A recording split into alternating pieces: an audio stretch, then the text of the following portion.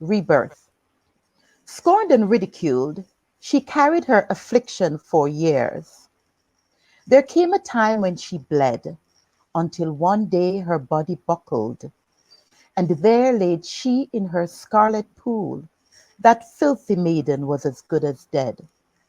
But Jesus reshaped her from earth's dust and delivered her from the hands of the cruel.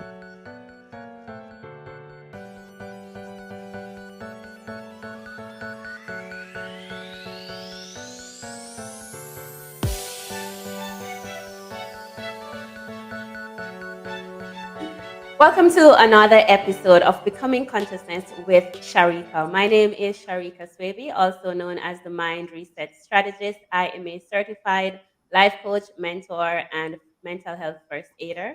I am also the author of a book called An Introduction to Freedom, where it outlines a step by step process to help people find happiness.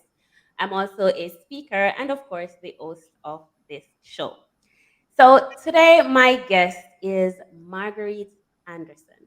She is a lover of literature and the author of the Brain Edibles collection.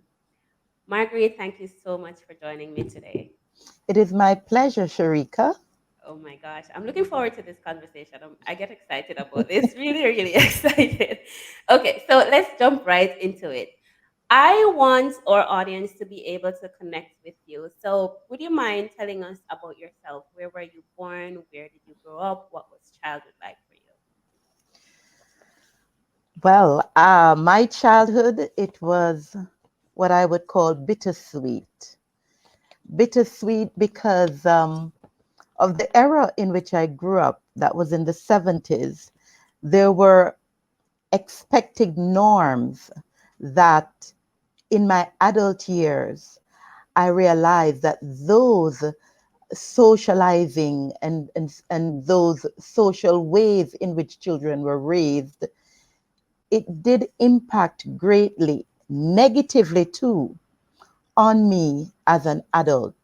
Mind you, there were many positives that I took from my childhood, but I grew up in the era when children were taught to be seen but not heard. And as a result, ingrained in my growing up was the idea that we should not talk about what's happening to us, how we feel. We never had a voice. It never mattered if someone hurt us or if an adult, you know, meted out some form of injustice towards us. Adult only listened to other adults. They did not listen to children. And I took that experience with me into my adulthood, so much so that for a great deal of my adulthood, I remained a victim because it is how I was schooled. And it took a lot out of me to break free. So I was raised in the community of Waterhouse, and I attended primary school in that community, raised in an extended family where there were my grandparents and their children, you know. So it was a really big family. An aunt or uncle got married, that person would move out.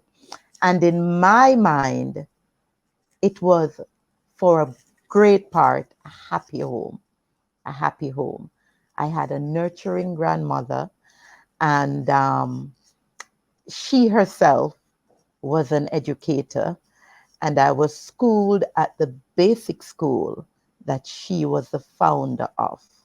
So my childhood, it was mixed emotions, you know. I can't say that it was all bad. I grew up with very sound, fundamental values, you know, Christian principles that I am so grateful for the rigidity on which I was raised because it kept me grounded all these years. Beautiful. I love that. I love that you said you were brought up on sound principles.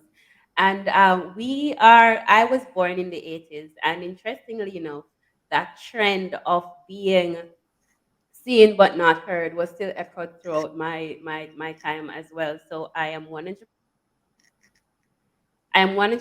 familiar with it, and it did have probably similar effects on me as well because I didn't even speak at school. So I can understand exactly what you mean when you said you were not allowed to speak.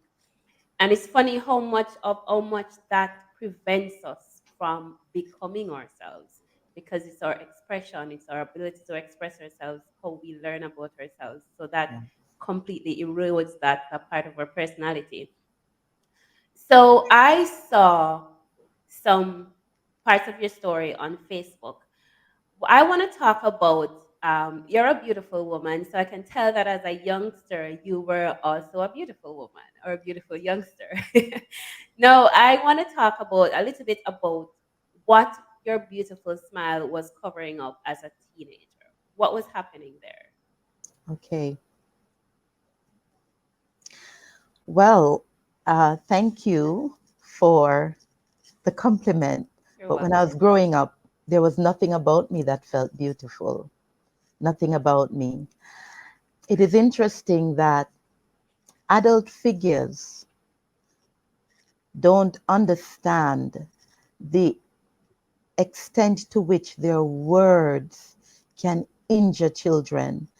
Adult figures will say things in what they believe is jest, but they are placing a scarlet letter on that child's breast. Um, I always felt ugly growing up.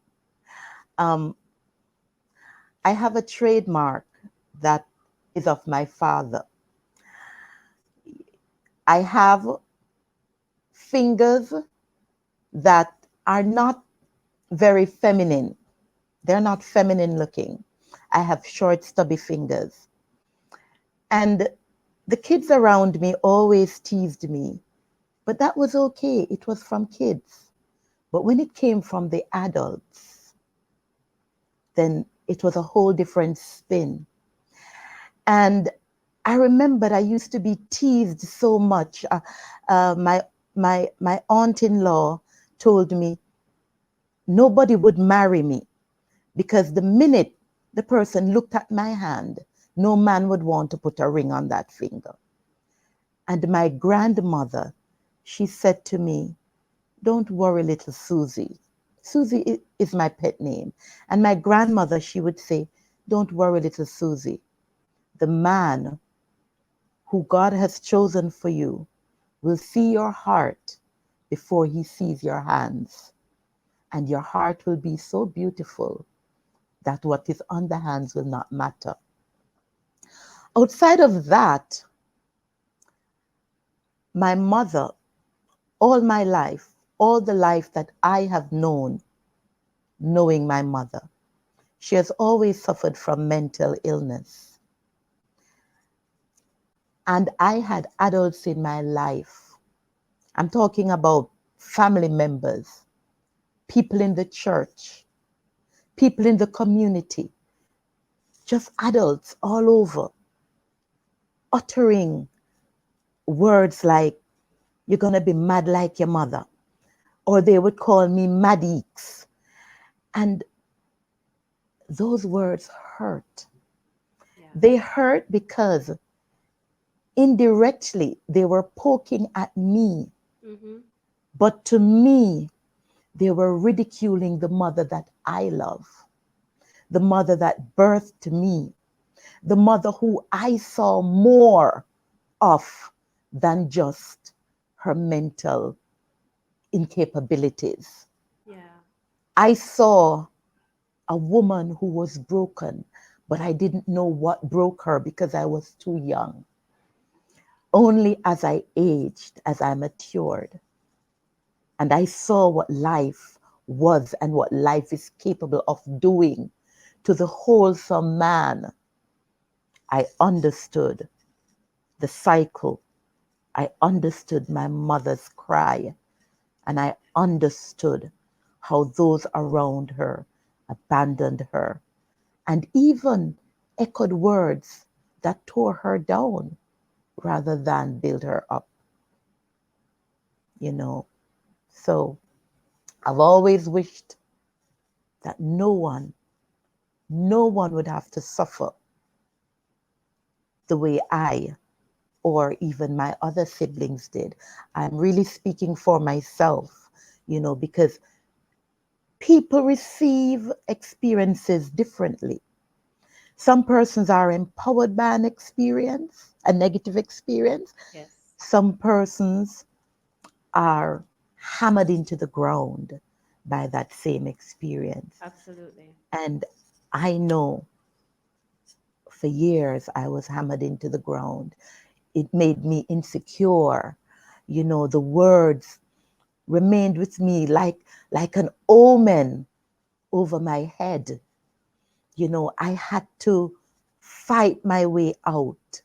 Yeah, And it's a good thing I'm Piscean, because if you tell me that this is what I'm going to turn out to be, that defiant spirit of the Piscean is going to want to prove you wrong.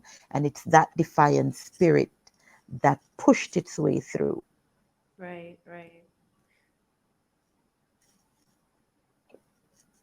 It's amazing that our own family sometimes misunderstands us, and because now, even today, mental health in Jamaica is it's not taken as serious as, say, a heart issue. It's not taken up as an illness, but it's really an illness. And if you're alive, if you're living, if you're growing, if you're expanding, you are susceptible to having mental health issues, because you have a mind, and the mind tends to overthink, and you can get depressed and sad. And there is a large area that needs to be brought to the light, so to speak. People Yes. needs to become aware of how important it is.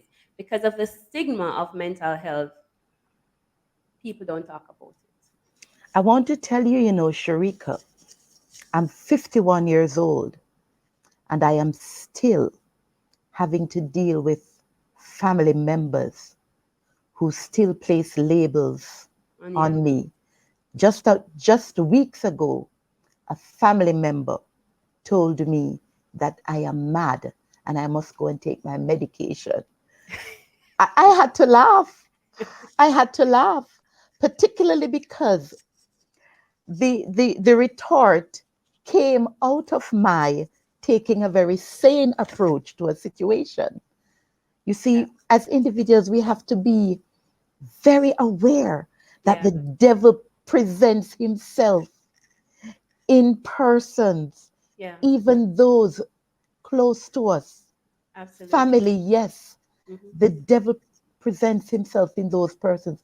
And that is why it is so important to have a relationship with Almighty Creator, because Absolutely. He is the one who has your print. He is the one who designed the printout for your life. And you should never let any man put a label on who you are. Claim your destiny in the name of Jesus. And Amen. I cursed that relative. I damned her to hell. In fact, I just chuckled because I said, boy, if only she knew she's the crazy one. Well, it's funny because when people don't understand us, they tend to take that approach as well.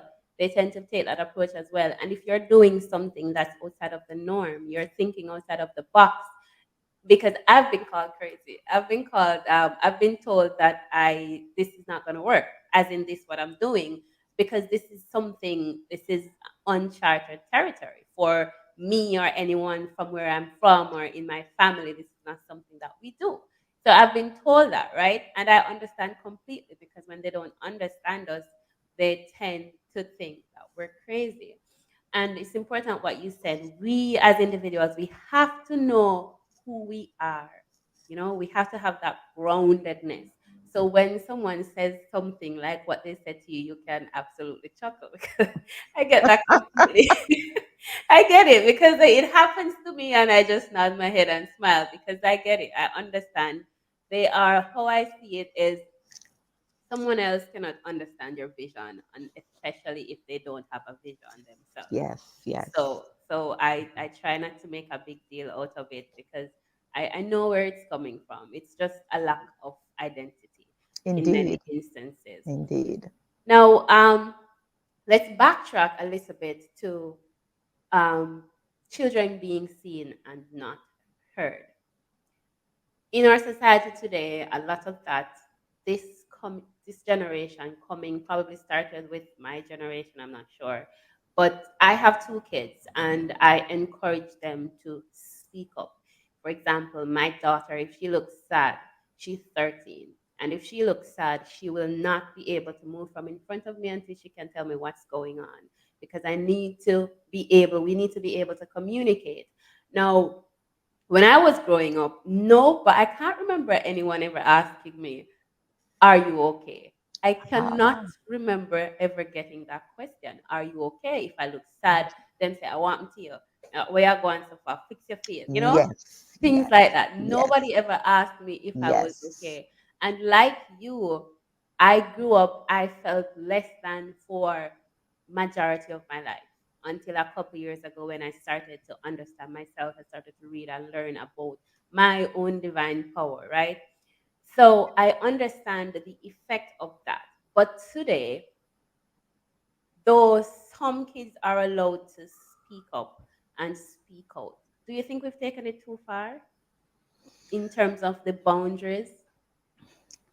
I believe that the so called modern parents, yes, they have taken it too far to the point where, in too many instances, the child is dictating to the mother, even on the most basic of levels. I'll give an example. When I was growing up, there were many things that I thought, as in terms of food, I thought it was disgusting. I would get served tripe and cow foot and all of that. And for me, that's disgusting. Men love that, mind you. But for me, that's disgusting. But I ate it because in our home, what the policy is, whatever God has placed before you, eat it and give thanks.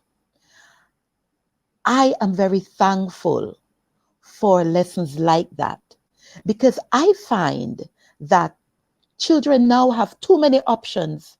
Oh, I don't eat this and I don't eat that. And then you have a parent cooking 2 and 3 pots. Ridiculous.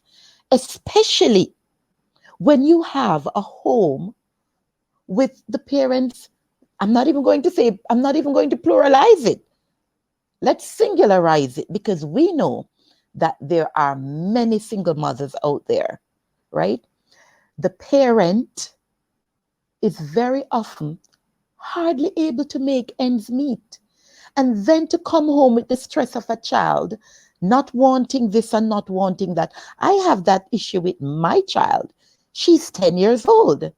And I am constantly pulling out the old ways. I'm saying, listen, when I was a child, when my aunt or my grandmother placed something in front of me, I had to eat it. And you will eat it. So, yes, there are instances when I believe we do take it overboard.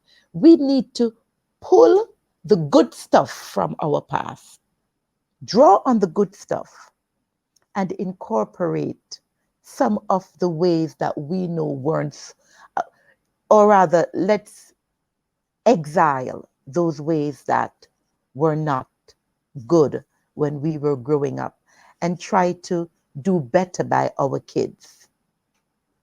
Yeah, I agree 100%. There needs to be balance because I have a son. My son is 6. He just turned 6 in March, and he tends to be very picky.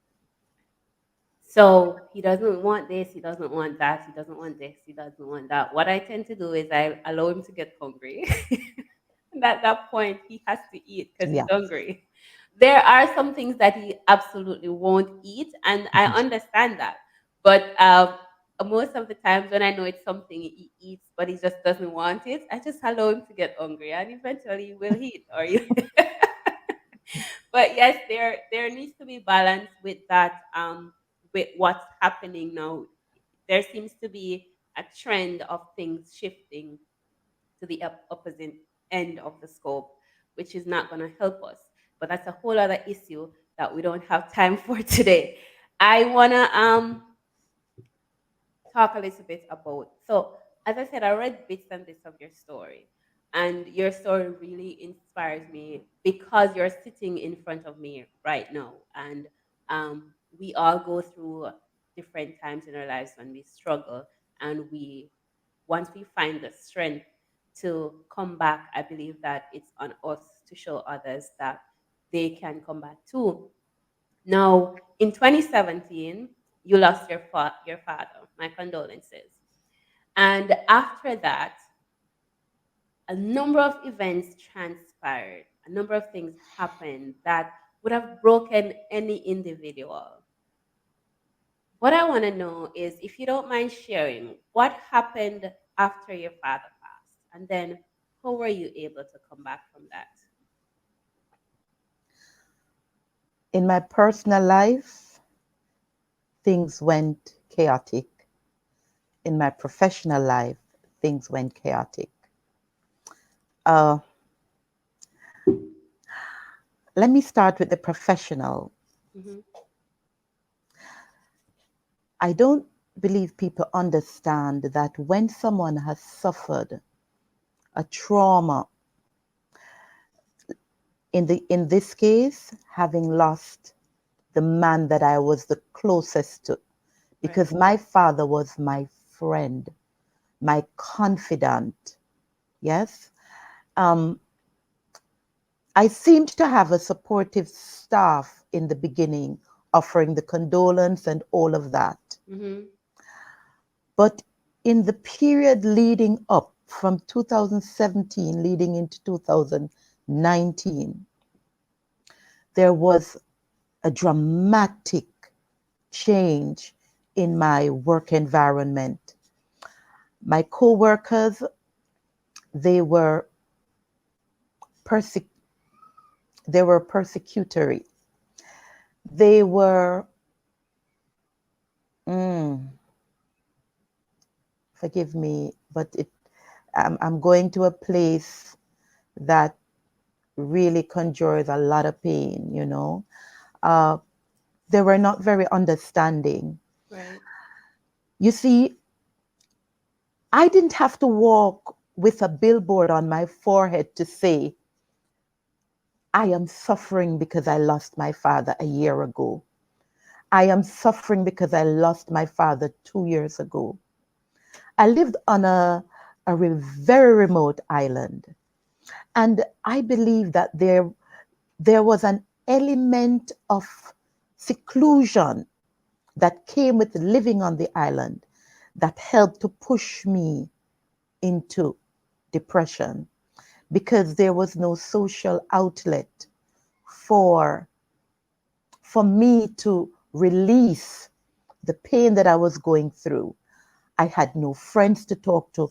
I realized that those I thought were my friends, those in the workplace I thought were my friends, they were not my friends because only when the true test comes, and the true test would be how much do you stand up to, you know, to your integrity?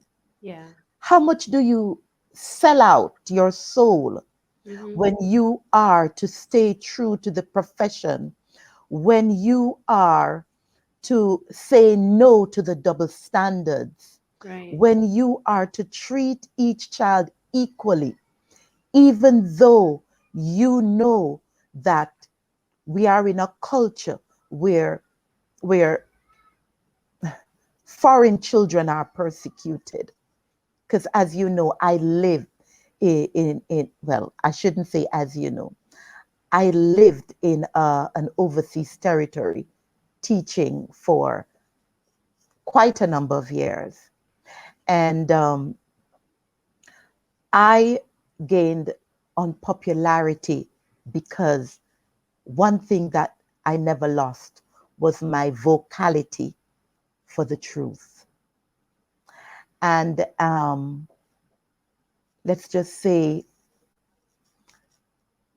that experience made me realize the state of man, how fickle it is, you see. Now, as it relates to family, the Bible speaks truth. You know, they say there is nothing new under the sun, you know. You see, this Cain and Abel scenario. Sharika, you said that I was able to get through it. I am here, Sharika, but having got through it, I am a changed woman. I'm a changed woman because I was always the kind of person who gets attached. I don't get attached anymore. I don't get attached to family, friend, no one. And I have prayed and asking God, if this needs to change, then I leave it in your hands. Yeah. But for now, this is how I have to allow myself to heal. I am not going to allow any unhealed wounds to get any salt rubbed into it. I've been doing that for years. And so I am so closed. I am so closed. Um, I'll tell you that in my family, when it comes to my siblings, there has always been a divide, always.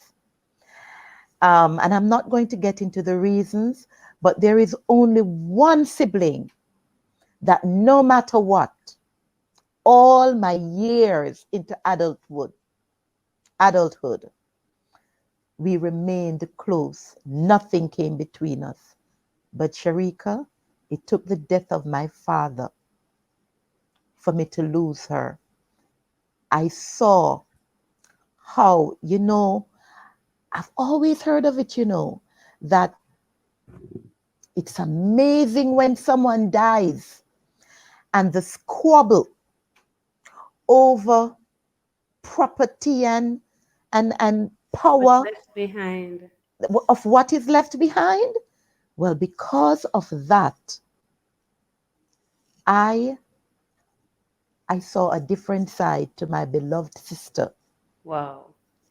And that experience, coupled with other experiences, have brought me to the place where I have zero interest. And it sounds cold, but this is a place that my experiences brought me. I have zero interest in building bonds with my siblings. God would have to transform me to bring me to the place where I am able to trust again. But I'm not there. Not today. Certainly not today. I get it. Trust me, I understand. When it doesn't, to me, to somebody else it might, but to me it doesn't seem cold. I know that place where, okay, I need to protect me. These are my walls. You're not welcome. I've been there. I get it completely. And people think you are cold because that's how they receive it. But I understand. I understand completely. Now, after your dad died, you lost your home in a fire? Yes. Yes. Now, even the ramifications of that. I remember when I was ready to move on to look another job after my extended teaching period overseas. It was only at that time I realized I don't have my original certificate. So I, even the job that I wanted to accept immediately, I could not accept it because I had to return to Jamaica and apply for these documents. And when I went to my teachers college, the length of time that I would have to wait to Mm, get a replacement of this document caused me to lose the opportunity to get the job that had accepted me. wow. So there were so many things that um, only over time when I realized I need this, I need that. Oh my word, this passport must have been in the fire. That expired passport burnt up in the fire. And then I realized there was a myriad of things that Everything. needed to be done. You see? Um, but that situation with the fire happened the same year, the same year that my father died, because the fire happened September the 30th. Fire happened September the 30th. And I almost lost my daughter in that In fire. fire. Oh, wow. Almost lost my daughter. It would it would take another session Take your time. to share, but there are things that happen in my life that I know it is nothing but divine intervention. Yeah. And so I know there's a special angel Watching watching over. over me. And the experiences I've gone through speak testament to that. And I feel so reassured knowing that. So much so that when principalities come my way, I just laugh and I just laugh and I say, all right, no problem. You're only here for a season, Yeah. because I know the plans that God has for me, plans to prosper me and not to harm me. And Amen. anything else and anyone else who tries to put a foot in that door, it's not going to work. Sorry. It's not going to work. You might as well not sweat it. Give up. Yeah. I know that feeling. Yes. It's a really wonderful feeling, actually. Yes. And sometimes, because I've been through some things myself, and sometimes when worry wants to set in, I remind myself that the only reason that I'm here is because there's purpose on my life, that I'm blessed and covered and I am fully guarded. So I understand. I can relate so much to what you just said. It's an amazing feeling indeed. And when you know that no weapon formed against you can No prosper, weapon whatsoever. there's this certain amount of ease and peace Yes. that you Yes. take on with Yes. life. Yes. And the funny thing about it is, the thing I always get from other people with that kind of peace is that I'm selfish, or Hmm. I don't care. Yes. But after you've been through a number of things, you tend to not worry anymore. Yes. Yes. Things don't bother you so much. Nothing seems like such a giant mountain anymore. So Yes. I get it. I get it. Yes. It's always lovely when I resonate with my guests so much. But okay. So your dad died. You were burnt out, almost lost your daughter. Thank God you didn't. You didn't have the support of your family. You went into depression. I cannot begin to imagine losing everything, because I lost my purse once, just my purse, and it was quite a task to just get back my ID and TRN and simple Hmm. things like that. So I can imagine having to get back everything for both you Hmm. and your kid. Did you have one or two kids at that time? Well, I have three children. Oh, three. Okay. Three children. My adult daughter is 30 years old Wow. in December. She'll be 30 in December. My middle child turned 20 this past June. And my last, she's 10 years old. Last month, she turned 10. So my children are all 10 years apart. Do they get along?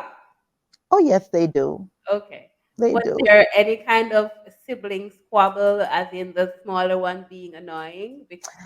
The only squabble came from my son Mm, in relation to his older sister, because you see, as small as he was, he always felt he should be in charge.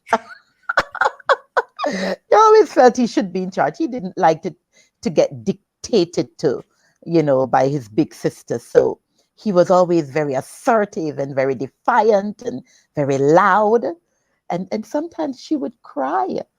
She would cry because my eldest child. She would cry because she doesn't have the heart to give him two knocks in the head. you know, I would flog him. She doesn't have the heart to do that at all. yeah. And so when it overwhelms her, she would cry. Hmm. And he would tell lies on her, and say, Mommy, Raquel this and Raquel that. And it was all lies. And I used to believe it because he was very convincing until I caught him in the act and I saw him jeering her when he thought I, I he caught her Yeah. on the, I saw him jeering her. And after that, I never believed a word he said. Oh my God. I asked because you said they were 10 years apart, and my kids are 7 years apart. And I get some of that too. He can be very, my son is the smaller one, and he tends to want to take Oh, control and yes. be in Yes. charge. So, yeah, that complete. Okay. All right. So let's move to Echoes from the Naked Soul. Yes. I imagine this was your medium of expression, Yes, it was. expressing It what. is. It's speaking loud and clear. So so your life was the inspiration for that book, and it's a Yes. book of poetry. Yes. Poetry. Poetry. Yes. The title is very intriguing. It says a lot, just because the idea of a naked soul says, I'm putting everything out there and Exactly. I'm shedding and putting off. So, Exactly. which of your poems is okay? I want to ask you to recite your one of your poems that you think um, would resonate the most with someone who may have had similar experiences as you did. All right. There are a number that I could choose, but Mm-hmm. I'm going to look at the first poem in the anthology. It's titled Rebirth. And Mm-hmm. now I selected that poem because it addresses uh, a situation I went through while I was a teacher. And my colleagues, or I shouldn't say my colleagues, the one or two that I confided in knew about it. I'm choosing to share Rebirth because Rebirth focuses on experiences that I endured while I was on the job and also in my personal space, in my family. Mm-hmm. Uh, I'll read it to you. Okay. Rebirth. Scorned and ridiculed, she carried her affliction for years. There came a time when she bled, until one day her body buckled, and there laid she in her scarlet pool. That filthy maiden was as good as dead.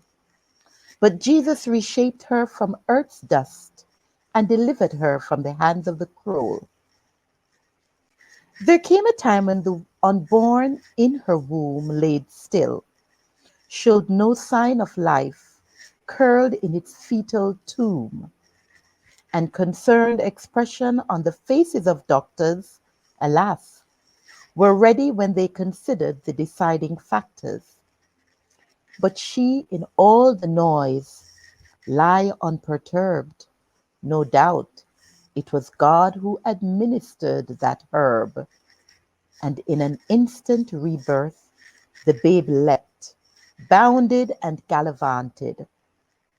There came a time when all around her beloved child a fiery furnace closed in, but Jesus enfolded.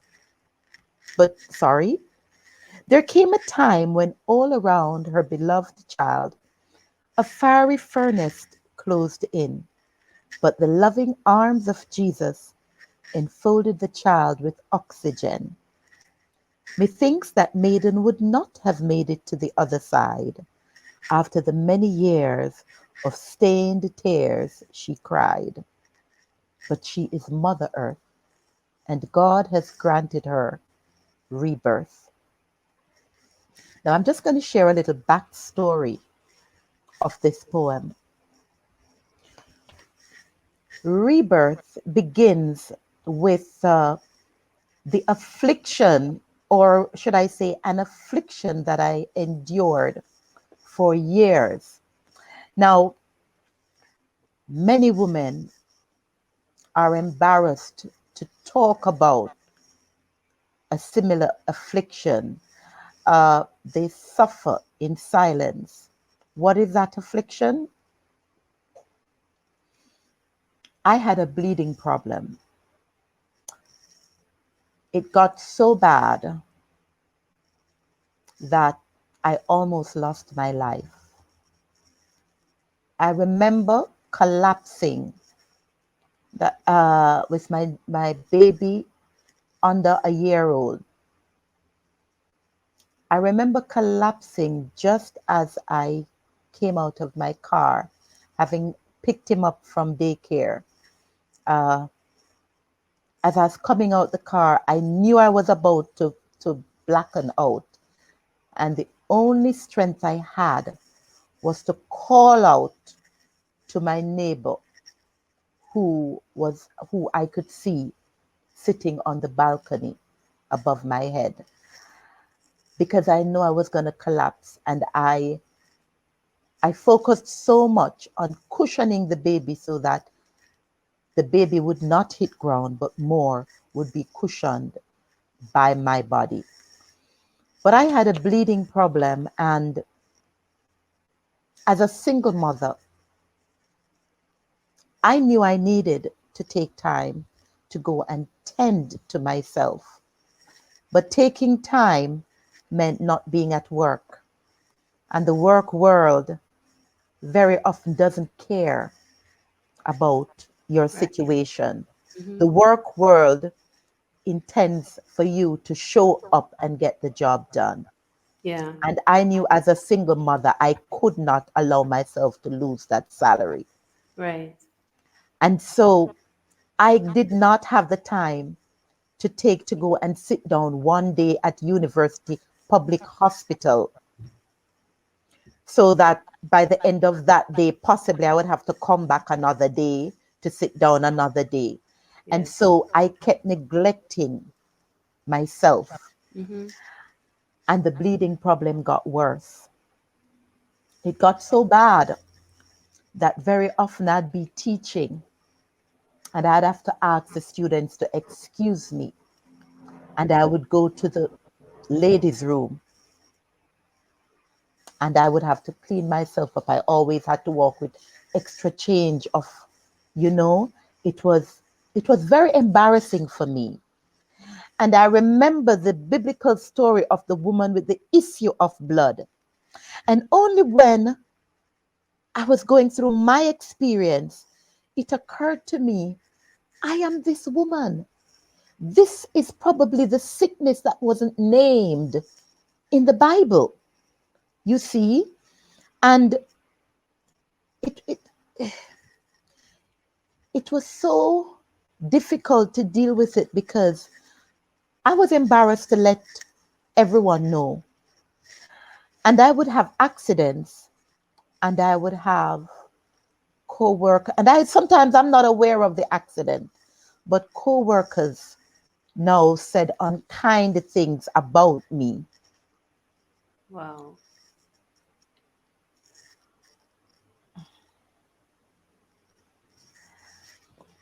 And when after a couple of years, I did surgery to correct that problem. But then years after that, the problem came again. And so even while I was living overseas, I was suffering all over again with that problem Right. and reliving having to deal with the unkindness Mm-hmm. of the co-workers. And listen, the most unkind are the females. Yeah. Women are so unkind to To other women, women. Yeah. That's true. so unkind. That is true.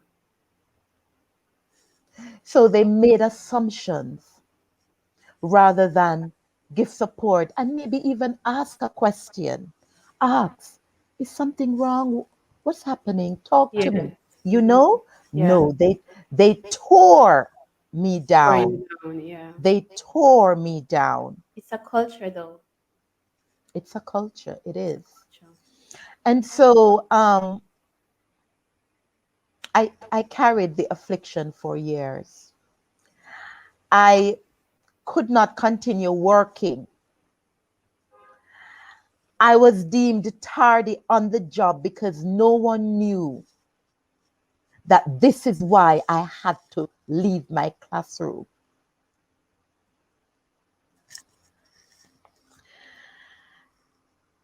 Mm, I can feel your pain. I can understand because that issue is looked upon with so much scorn. scorn, yes, But it yes, shouldn't be. There are so many things in our society that we really need to talk about yes, because it shouldn't be scorn.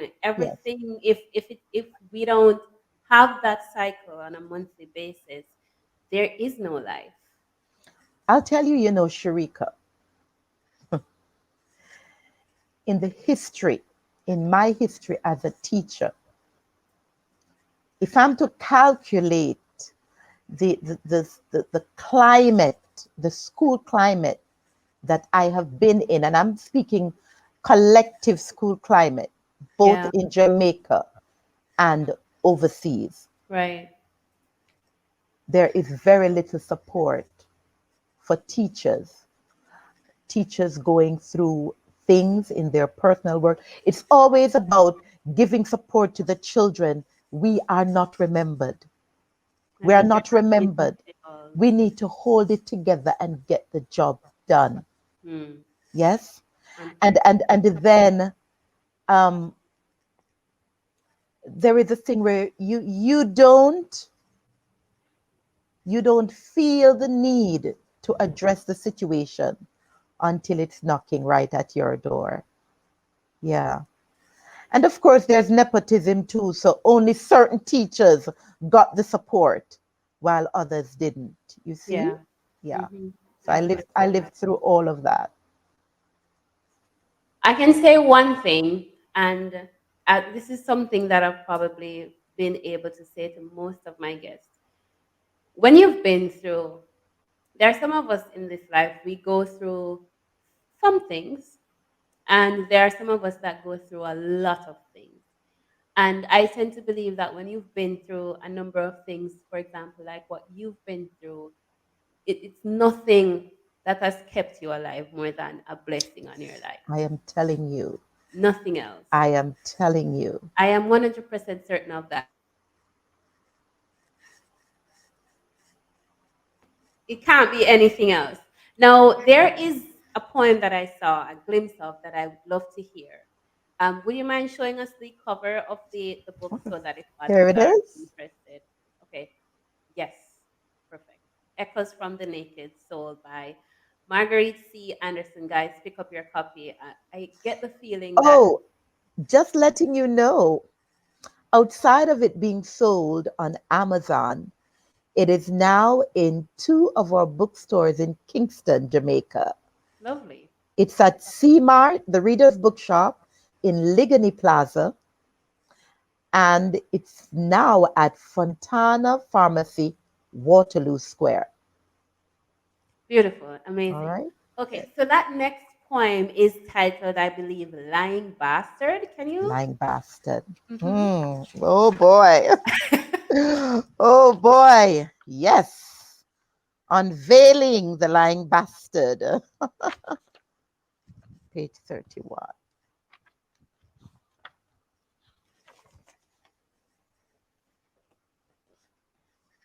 Lying bastard. Dear Bob, it has been mighty long that I have licked my wounds and cursed your song. Mm. I wish you had warned me, Bob, that the lying bastard came only to rob. My shame bathed in my suppressed sobs. Did you not tell him, Bob, that a man with no good intention is a mere coward to awaken a woman's affection, only to feed her a dose of rejection? And Bob, I bet you turned 10 times already in your grave to witness that dirty, low down knave. I don't know why he takes up Sunday morning space in the pew. Such a lying bastard has made me a miserable shrew. And he, an apt description of the one who wears many faces to meet the faces he meets, has his fans believing he is far above suspicion. But Bob, you and I know that lying bastard casts his face from the very seed he sowed. He came to rob and he came to kill. That insidious lying bastard will one day swallow his own pill. Wow. No, I have to ask, what inspired this one? Let me tell you, there are seemingly upright Mhm. seemingly upright men Yeah, who the community, the society celebrate. at large believe they're all that and a bag of chips. Mm-hmm. They are the perfect bosses, Mm-hmm. the perfect churchman, Yes. the perf the perfect everything. Yeah. But many a men have very ugly secrets that they are covering up. Mm-hmm. And this poem is an is a conversation between the poet and Bob Marley, Yes, I got I picked up that because part. because it is alluding to Bob Marley's song that says no woman no cry. And the poet is saying to Bob Marley, it seems as if you wrote that poem and lied to us women who have encountered men like that, because there are men who they have children and they have abandoned their children. Mm-hmm. No one knows of their children. Yeah. No one knows. They keep that dirty little secret under the bushel. Yes? Hidden. Yeah, that's true. And sometimes it is only the silence of the women who aid and abet the Absolutely. good grace that they continue to have. Absolutely. Nobody speaks. And sometimes the women try to tell the story, but the persons they're trying to tell the story to are still so mesmerized by what By that person. they Yeah. believe Mm-hmm. is the true essence of the person. That is true. Yes? And Mm-hmm. I'll tell you this, good persons are capable of doing some very horrible things. They are. But I believe that when Almighty God allows experiences in those persons' lives to, to teach them a lesson, It is not anybody's place to try and make it better for them. They must endure Endure. they must endure the lesson. Why is it that God is acting? 'Cause let me tell you something. God is a man who answers in the nick of time, you know. And God will speak to you on your sick bed. And if you are in a fast lane and he's unable to speak to you because of all the noises, he will put you on your back. Absolutely. Absolutely. Mm-hmm. That's So, a powerful poem. That one yes. there, Yes. it sinks in Mhm. very much. I mean, both of the poems that you've read. If you're watching this, go out and pick up a copy of Echoes from the Naked Soul. If you're in Jamaica and you're seeing this, she mentioned earlier the bookstores that carries the book, and it's also available on Amazon. Based on what I've seen so far, what I've heard, you won't be disappointed. I'm sure of it. So go out and pick up a copy of that. So, Marguerite, we are running out of time. And the final question I want to ask you is I've sat here and I've listened to you, and I know based on the language of your poems and what we've spoken about, I know that there are a lot of issues that touch close to home with you. What impact do you want to make on Jamaica, on the world? What legacy do you want to leave behind? The first thing I want to accomplish is to get women to speak out, but to do so constructively, not verbal bashing in the home, Yes, throwing words back yes, and forth. Do so absolutely. constructively. I agree. Women have been muzzled for too long. And I am hoping that in the same way that I was unmuted when I penned my deepest, darkest thoughts and feelings of experiences that are mine, and also those I witnessed around me. Sometimes, it could be in other person's life. I incorporated all of these in this book because I recognize that I have to hold my fellow female's hand and say, you are not weak when you tell your truth. You are strong when you are unafraid to say, look at me, Hmm. these are my wounds, I am bruised, I am not going to act as if I am perfect. Can I Yes, tell you this? Anyone out there who acting as if they are perfect, they are lying. absolutely. I So much crosses, so much crosses in a yeah, their life. a There must lot. be a tear with cobweb, and the cobweb can't don't tear with all now. Don't be fooled. I Here, agree. even the man at the very top. Ah, Langston Hughes talks about this nature of quiet desperation in it. Is it Langston Hughes? In Lorraine Hansberry's play A Raisin in the Sun, there is a concern of man quietly suffering from some kind of anxiety that binds him, that imprisons him. And this is what I'm speaking to. But this book is not only to speak to the anxieties of women, it is everyone, because some of the poems will reach the child, because the poems came from a place when I was a child. You know what I'm saying? Some poems will demand certain responses from a man, will wake up a man. Come on, be the best version of yourself. Come on, take your seat as a man in the family. That's where you belong. Women are not supposed to be sitting in your seat. I am Tell an me about it. independent, strong woman. I don't want to sit in your seat.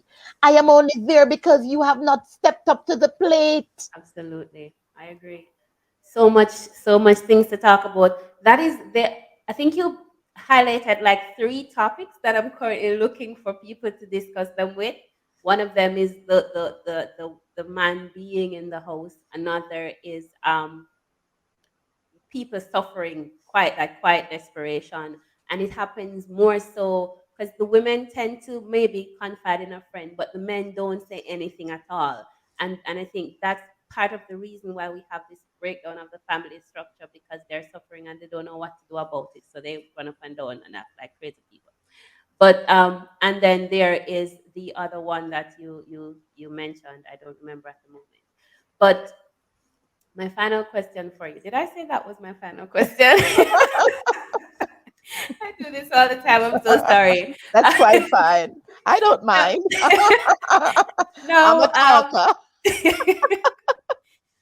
uh, having been through so much, there has to be, or I'm assuming that you have a methodology. I'm assuming that you have a I'm methodology tongue tied too.